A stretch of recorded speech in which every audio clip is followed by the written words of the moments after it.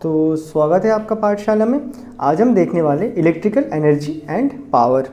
तो देखो, जैसे कि हमें पता है कि अगर कोई भी सर्किट में करंट फ्लो होता है तो कहाँ से कहाँ फ्लो होता है, हायर टू लोअर पोटेंशियल। तो सपोज़ मेरे पास यहाँ पे एक सर्किट है, डन है। मेरे पास यहाँ पे एक सर्किट है, डन। यहाँ पे एक रेजिस्टेंस भी है, रेजिस्टर भी है, कोई लोड है। लोड मतलब कोई भी अपना घर की चीज़ है, वो सारे लोड होते हैं।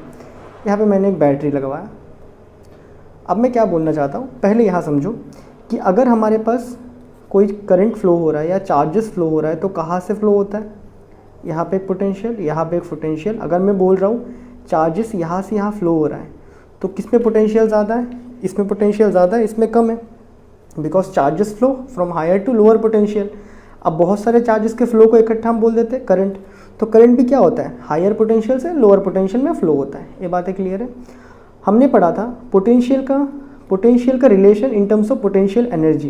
क्या आपको याद है, यहाँ पे जो चार्ज फ्लो होता है दैट इज़, अगर मैं पोटेंशियल एनर्जी एट ए निकालना चाहूँ तो मुझे क्या बोलना पड़ेगा, that is V A into जो चार्ज फ्लो हो रहा है इसमें से जितने भी चार्जेस फ्लो हो रहा है। सिमिलरली यहाँ पे वी बी में मैं पोटेंशियल एनर्जी निकालना चाहूँ that is potential at B into charge. ये बातें क्लियर है। मतलब इन दो पोटेंशियल में क्या है, पोटेंशियल एनर्जी है। सपोज़ मान लो यहाँ पे 100 जूल ऑफ पोटेंशियल एनर्जी है और यहाँ पे तुम्हारे पास कुछ बचा 60 जूल ऑफ पोटेंशियल एनर्जी। जब चार्ज यहाँ से यहाँ मूव किया तो इसका पोटेंशियल एनर्जी क्या हो रहा है, डिक्रीज़ हो रहा है। और वो पोटेंशियल एनर्जी किस में कन्वर्ट हो रहा है, काइनेटिक एनर्जी में कन्वर्ट हो रहा है, जो मूव करने के लिए। ये बातें क्लियर है। अब देखो, ये जो एनर्जी में चेंज हुआ, कितना चेंज हुआ यहाँ से यहाँ एनर्जी में, that is change in energy कितना है, चेंज इन एनर्जी कितना हुआ है, that is 40 joule of energy change हुआ है ना, 40 जूल। 60 माइनस 100, 40 नेगेटिव में नहीं लिखते, एनर्जी है, डन है। तो 40 जूल एनर्जी चेंज हुआ है। अब देखो, ये जो चेंज इन एनर्जी है, हमने पढ़ा था चेंज इन पोटेंशियल एनर्जी या फिर चेंज इन काइनेटिक एनर्जी किसके बराबर होता है, वर्क के बराबर होता है। तो यहाँ पे कुछ वर्क हुआ है ना, यहाँ से यहाँ चेंज करने में कुछ वर्क हुआ है। ये जो वर्क हुआ है इसके लिए कुछ टाइम भी लगा होगा। क्या बातें क्लियर है। तो इसी को हम पावर बोलते हैं, इसी को हम पावर बोलते हैं। तो यहाँ से यहाँ जब मूव करता है चार्ज कोई एक सर्किट में तो उसमें क्या होता है, पोटेंशियल एनर्जी का लॉस होता है। और जो पोटेंशियल एनर्जी का लॉस होता है वो कोई एक टाइम में होता है, उसी को हम बोलते हैं वर्क, मतलब पावर बोलते हैं, ठीक है। तो पावर क्या हो गया, वर्क अपॉन टाइम। अब इसका डेफिनेशन अगर आपको लिखना पड़े कि इलेक्ट्रिक पावर का, क्योंकि इलेक्ट्रिसिटी के केस में हो रहा है तो इसको इलेक्ट्रिक पावर नाम दिया। नहीं तो सिंपल पावर तो आपको पता ही है, आपने क्लास 11 में पढ़ा है, डन। वो एफिशिएंसी वगैरह हमने पढ़ा था ना क्लास 11 में, चैप्टर 6 में, वर्क एनर्जी पावर में। तो इलेक्ट्रिक पावर क्या होता है उसका डेफिनेशन लिखते हैं। इसका मतलब होता है rate of doing electrical work, done. यहाँ बेसिकली एनर्जी डिक्रीज क्यों हो रहा है, एनर्जी डिक्रीज क्यों हो रहा है, क्योंकि ये वर्क कर रहा है ना। तो rate of doing electrical work is called electric power. तो हमने लिख दिया, ये होता है पावर। अब देखो, क्या तुमको याद है पोटेंशियल का फॉर्मूला हमने क्या पढ़ा था, कोई भी पॉइंट पे पोटेंशियल क्या होता है तुम्हारा, पोटेंशियल होता है work done upon charge, done. असल में पोटेंशियल डिफरेंस था वर्क डन अपॉन चार्ज, अगर आपको याद है। दैट इज़ यहाँ से यहाँ मूव कर रहा है तो V B minus V A, यही क्या था, वर्क डन अपॉन चार्ज था। इसको मैं एक वी भी लिख सकता हूँ, क्या कोई दिक्कत है। ये जो चेंज हुआ कुछ एक पोटेंशियल में चेंज हुआ होगा, यहाँ 20 वोल्ट, यहाँ मान लो 10 वोल्ट, तो चेंज कितना हुआ है, अच्छा 8 वोल्ट मान लो, तो चेंज कितना वोल्ट का हुआ है, 12 वोल्ट का चेंज हुआ है ना। तो ये चेंज एक वी रहेगा। तो कुल मिला के V is equal to W by Q भी लिख सकते हैं हम, जो चेंज इन पोटेंशियल था। तो यहाँ से वर्क कितना आ रहा होगा तुम्हारा, वर्क आ रहा होगा V इंटू क्यू। तो यहाँ पे ये जो वर्क हुआ है ना, ये तो वही वर्क हुआ है ना। देखो, ये पोटेंशियल डिफरेंस के चेंज के टर्म पे ही तो वर्क हुआ है ना। अगर नहीं भी, अगर वैसा भी लिखना चाहो तो कोई फर्क नहीं पड़ता है ना। पोटेंशियल डिफरेंस के चेंज में, मतलब चेंज में ही हुआ है, क्योंकि मैं जब सर्किट में देखूंगा तो सर्किट में पोटेंशियल क्या है, यहाँ पे हाई पोटेंशियल, यहाँ पे लो पोटेंशियल, ठीक है, जीरो पोटेंशियल मान लो। तो यहाँ से यहाँ फ्लो क्या आएगा, कितना पोटेंशियल में चेंज हुआ, V अमाउंट ऑफ चेंज ही रहेगा। आया समझ में ना। यहाँ फाइनली 100 था, 100 से घूम के जब यहाँ आएगा, 100 से 0 आया, 0 में आ गया। 100 पोटेंशियल से घूम के चार्ज 0 पोटेंशियल में आ गया। चेंज कितना पोटेंशियल हुआ, 100 का हुआ। ये बातें क्लियर है। तो यहाँ पे मैं लिख सकता हूँ, वर्क के जगह में V इंटू क्यू, और टाइम तो कुछ टी टाइम लगा ही था। यहाँ पे Q बाई टी क्या होता है, Q बाई टी तुम्हारा करंट है ना, flow of charge, Q by T current. तो पावर का बेसिक फॉर्मूला आपके पास आ जाएगा V इंटू आई, कौन सा पावर? इलेक्ट्रिकल पावर का फॉर्मूला V इंटू आई। पावर का यूनिट क्या होता है? एसआई सिस्टम है, तो हमने वहाँ पे जो यूनिट देखा था यहाँ पे भी वही रहेगा। तो वाट होता है पावर का यूनिट। यहाँ तक बातें क्लियर है। अब इस फॉर्मूले को ना और भी थोड़ा तरीके से लिखा जा सकता है। सपोज अगर हमारे पास सपोज वी हैव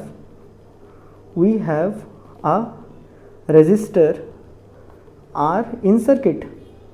अगर हमारे पास एक रेजिस्टर R है सर्किट में, तो यहाँ पे ओम्स लॉ के अनुसार, तो यहाँ पे ओम्स लॉ के अकॉर्डिंग हम क्या लिख सकते हैं? V is equal to I R. तो एक बार मैं इस V का वैल्यू को यहाँ पुटअप कर रहा हूँ, ठीक है, तो P इजिकल टू वी आई तो था। एक बार अगर मैं V का वैल्यू यहाँ पे पुट कर दूँ, that is I into R एक बार रखूँ, तो I इंटू आर क्या हो जाएगा? आई स्क्वायर आर आ जाएगा, आई स्क्वायर आर। और एक बार मैं क्या कर सकता हूँ, यहाँ से I का value that is V by R डाल सकता हूँ। तो यहाँ पे अगर मैं I का वैल्यू V बाई आर डाल दूँ, that is V by I का वैल्यू अगर V बाई आर डाल दूँ, तो ये वाला V V square upon R आ जाएगा। डन। तो ये 3 फॉर्मूले हैं पावर के, इन तीनों को हम यूज़ कर सकते हैं। यहाँ तक बातें क्लियर है। अब यहाँ पे एक और टर्म आता है हीटिंग इफेक्ट। डन। यहाँ पे एक और टर्म जो आपको स्टडी करना है वो है हीटिंग इफेक्ट। अब देखो हीटिंग इफेक्ट, तो हीट क्या है? एनर्जी है। हीट क्या है? एनर्जी है। ये बातें क्लियर है ना? Heat is a energy, type of energy. अब देखना, वेरी गुड, वेरी मतलब बहुत इंपॉर्टेंट चीज़, पावर क्या करता है? अभी किसी के पास पावर है तो वो क्या कर सकता है? वर्क कर सकता है। क्या बातें क्लियर है? So electric power is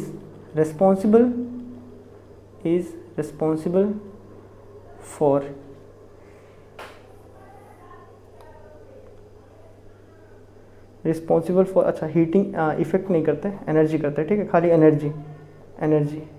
energy करो, ठीक है।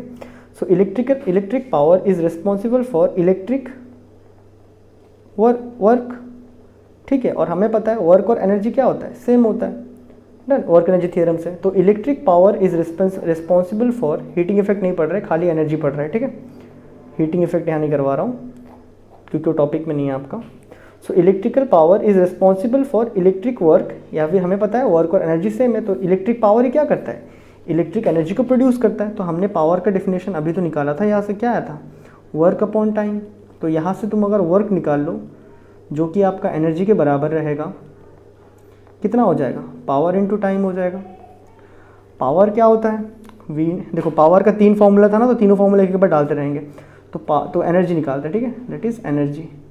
कौन सा एनर्जी? इलेक्ट्रिक एनर्जी, ठीक है, इलेक्ट्रिक एनर्जी। तो पावर का तीनों फॉर्मूला डालेंगे। पहला पावर का फॉर्मूला वी आई, तो क्या हो जाएगा? V I T. दूसरा पावर का फॉर्मूला क्या आया था? आई स्क्वायर आर, तो आई स्क्वायर आर टी। तीसरा पावर का formula V square upon R और साथ में टी। तो ये रहेगा आपका इलेक्ट्रिकल एनर्जी का 3 फॉर्मूला। अगर आपसे क्वेश्चन पूछ दे कि अगर यहाँ पे एक 10 ओम का रेजिस्टर लगवाया है तो कितना पावर कंज्यूम कर रहा है? पोटेंशियल करंट देख लो, मल्टीप्लाई कर दो, उतना पावर कंज्यूम हो रहा है। अगर पूछ रहा है कितना एनर्जी कंज्यूम हो रहा है, दैट इज पावर के साथ टाइम को मल्टीप्लाई कर लो, 1 आवर 2 मतलब 1 सेकेंड 2 सेकेंड, ऐसा ही सिस्टम में, ठीक है। डन। तो अभी इलेक्ट्रिकल एनर्जी का यूनिट देखो, इलेक्ट्रिकल एनर्जी का यूनिट, तो एनर्जी का यूनिट हमेशा जूल होता है, लेकिन ये क्या है? पावर इंटू टाइम है, दैट इज़ पावर का यूनिट वाट, टाइम का यूनिट सेकंड। तो वाट सेकंड क्या होता है? जूल के बराबर होता है। ये बातें क्लियर है। जनरली ऐसा सिस्टम में जूल होता है, और यहाँ पे हमने पावर का वाट डाला है, तो वाट इंटू सेकंड, वाट सेकंड, ये सब जूल एक ही चीज़ है, ठीक है। जैसे आपने और भी बहुत सारी चीज़ें देखा है ना। यहाँ तक बातें हमें क्लियर है। अब देखो यहाँ पे एक प्रैक्टिकल यूनिट की बात करेंगे। प्रैक्टिकल यूनिट, जैसे घर में जब हम लोग टीवी वगैरह चलाते हैं, थोड़ी ना 10 सेकंड 20 सेकंड के लिए चलाते हैं, कितना? 1 आवर 2 आवर 3 आवर। तो हम यहाँ पे किलो वाट आवर देखना चाहते हैं, ठीक है। बेसिकली किलो वाट आवर, जो बड़े बड़े मशीन्स होते हैं ना, किलो वाट में लेते हैं, एनर्जी कंज्यूम करते हैं, तो उनको एक बार ड्राइव करना चाहते हैं। तो उसके लिए देखो हमें पता है जूल होता है वाट सेकेंड के बराबर। तो मैं चाहता हूँ 1 किलो वाट आवर कितना जूल होता है? तो किलो है, किलो मतलब 1000 बराबर, वाट मतलब क्या है? वाट है बराबर, डब्लू को मतलब वाट। आवर मतलब क्या होता है? एक आवर में कितने सेकंड्स? 3600 सेकंड्स होते हैं। तो अभी देखो यहाँ पे वाट सेकंड आ चुका है, दैट इज़ क्या है? जूल के बराबर है। इनको आपस में करेंगे 1 2 3 4 5 36 इंटू 10⁵ वाट सेकेंड आ रहा है, लेकिन सिग्निफिकेंट नंबर के अनुसार पॉइंट उठा के यहाँ डालना होता है हमें, तो 3.6 आएगा, यहाँ पे 10⁶ वाट सेकेंड। तो याद रखना आपका 1 किलोवाट 3.6 इंटू 10 वाट सेकेंड होता है, या फिर वाट सेकेंड का मतलब क्या होता है, जूल ही होता है, जूल होता है। डन। तो 1 kilowatt is equal to 3.6 into 10⁶ watt second, या फिर आपका जूल। यहाँ तक बातें क्लियर है। तो ये था बेसिकली आपका electrical energy and electrical power. तो आई होप आपको ये वीडियो बहुत बड़े से समझ आया होगा, और मैं मिलता हूँ आपसे नेक्स्ट वीडियो में। तब तक के लिए गुड बाय।